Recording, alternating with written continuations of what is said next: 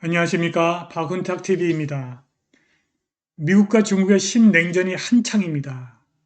그런데 미국의 적은 중국이 아니라 미국 자신입니다. 신냉전에 대한 미군의 대비태세는 전반적으로 미미한 마지널한 수준으로 드러났습니다. 구체적으로 해군은 미미하고 공군은 미약하고 해병은 강력하고 우주군은 미약하고 핵능력은 강력하지만 총체적인 미국의 군사력은 미미한 것으로 드러났습니다. 그런데 정작 미국의 가장 강력한 적은 중국이 아니라 미국 자신입니다. 이 와중에 거대 은행과 헤지펀드들이 중국에 대한 투자를 본격적으로 재개했습니다. 방송 시작하겠습니다. 구독 버튼, 알람벨 버튼, 좋아요 버튼 부탁드립니다. 우리는 이미 많은 세계 지도자들이 경고한 신냉전 군비 경쟁의 한가운데 있는 것으로 보입니다. 이번 주 시진핑이 중국군에게 무기와 무기 개발의 새로운 지평을 개척하기 위한 노력을 강화할 것을 촉구했습니다. 이것은 미 행정부가 미국이 중국이라고 하는 가장 강력한 라이벌과 현재 전략적 경쟁 상태에 있다고 설명한 이후에 나온 것입니다. 로이터 통신에 따르면 시진핑은 화요일 군사회의에서 군대가 필요로 하는 무기 생산을 위한 더 큰 지원을 신속하게 시작한다면서 무기 산업의 새로운 상황을 촉구했습니다. 시진핑의 이러한 연설은 중국이 8월에 극초음속 무기를 성공적으로 시험했다는 보도에 대해서 미군과 정보 당국자들이 완전히 방심했다면서 충격과 놀라움을 표명한 이후 나온 것입니다. 이번 주 워싱턴에서 마크 밀리 합참의장은 중국의 극초음속 미사일이 역사적으로 중요하고 현재 미국의 능력을 뛰어넘는 엄청난 도약이라는 측면에서 거의 스푸트니크 순간이라고 불렀습니다. 스푸트니크는 옛날 소련이 발사한 최초의 인공위성입니다. 소련의 스푸트니크 인공위성 때문에 놀란 미국이 존 F 케네디 대통령이 우주 개발을 시작했습니다. 시진핑은 군사회의에서 중국의 전략적 능력이 군사장비와 무기의 비약적인 발전으로 강화됐다고 말해서 마크 밀리의 이러한 진술에 동의했습니다. 장유시아 부주석은 또한 중국이 기술 자립을 추구하고 현대화를 가속화하고 세계 수준의 군대를 건설하기 위해 총력을 기울여야 한다고 말했습니다. 한편 워싱턴에 기반을 둔 보수적인 헤리티지 재단이 작성한 새로운 광범위한 보고서는 현재 미군이 직면한 위협에 대해서 현재의 미군 준비태세를 미미한 마지널한 것으로 평가했습니다. 싱크탱크의 2022년 미국 전력지수는 모든 군 부문을 검토한 후 전반적인 미군 전력에 대해 결론을 내렸습니다. 종합적으로 미군의 군사태세는 계속해서 미미한 마지널한 등급을 받고 있으며 긍정적인 경향과 부정적인 경향을 모두 보여준다. 장비를 군대에 도입하고 인력의 격차를 메우고 걱정스러운 부분과 함께 군수품 및 수리품 부품 재고를 재건하는 데는 진전이 있다. 그러나 전력 준비 태세의 추세, 훈련된 조종사와 같은 핵심 분야의 전력 감소, 현재 주요 획득 프로그램과 시설 수준 수리 능력 모두에 부정적인 영향을 미치고 있는 국방 예산 전반에 지속적인 불확실성이 있다. 2022년 지수는 현재 미군이 단일한 주요 지역 분쟁의 요구를 충족하는 동시에 다양한 주둔 및 교전 활동에 참여할 수 있는 가능성이 높지만 더 많은 일을 하기가 매우 어렵고 확실히 불리할 것이라고 결론지었습니다.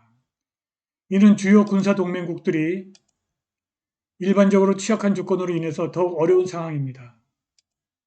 아프가니스탄에서 군대를 철수하기로 한 대통령의 결정은 군대 회복을 위한 약간의 호흡 공간을 제공할 수 있으나 다른 작전상의 요구가 군 복무를 재조정하지 않는 경우에만 가능한 것입니다.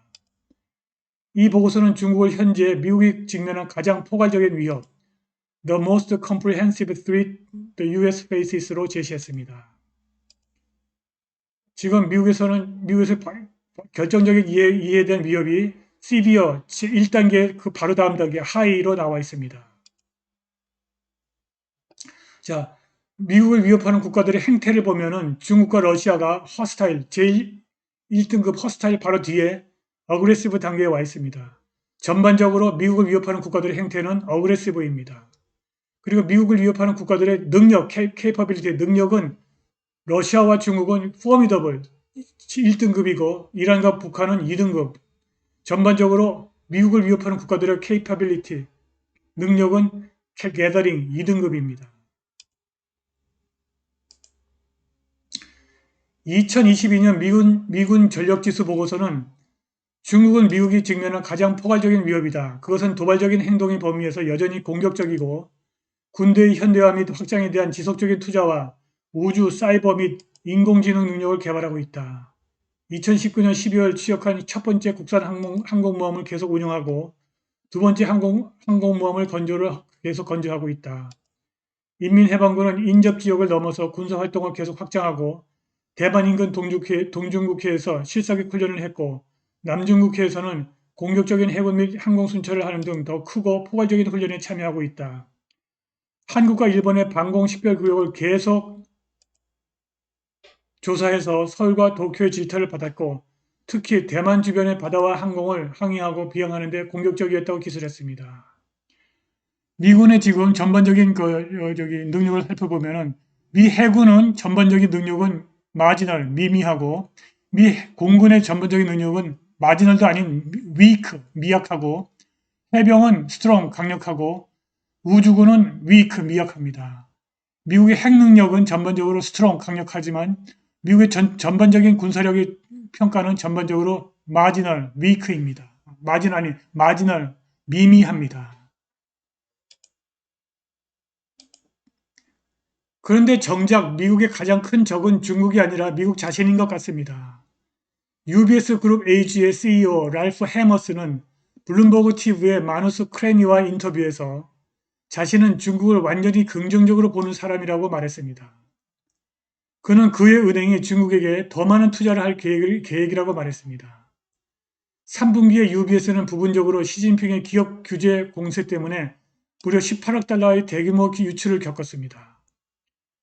중국 주식에 대한 해머스의 낙관적인 견해는 베이징이 완화된 정책과 직접 개입을 발표함으로써 글로벌 펀드가 안고 있는 두려움을 진정시키는 노력을 기울이면서 나온 것입니다. 베이징의 메시지는 부동산 시장 붕괴를 피하고 에너지 위기를 해결하고 헝다그룹의 부채 위기를 억제하고 기술 단속을 철회하기를 원한다는 것이 분명해지고 있습니다. UBS와 블랙락은 가장 최근에 중국 주식에 대해 더 강세를 보이는 은행 중 일부입니다. 모건 스탠리의 신용 데스크는 고객들에게 중국의 투기 등급 부채를 구매할 때라고 조언하고 있습니다. 일부 은행들은 중국발 금융위기 악화에 대한 두려움을 잃어버리고 있습니다. 중국 정책 이반자들은 헝다가 무너지지 않을 것임을 분명히 했습니다. 나스닥 골든 드래곤 차이나 인덱스가 10월 4일 이후 무려 12% 이상 올랐습니다. 자, 이 차트는 나스닥 골든 드래곤 차이나 인덱스입니다. 이렇게 계속해서 추세적으로 하락하고 있었습니다. 그런데 이 의미 있는 고점을 연결하는 하락 추세선을 최근에 뚫고 상승 추세선으로 돌아서고 있습니다. 미국의 적은 중국이 아니라 미국 자신입니다. 오늘 방송은 여기까지입니다. 감사합니다.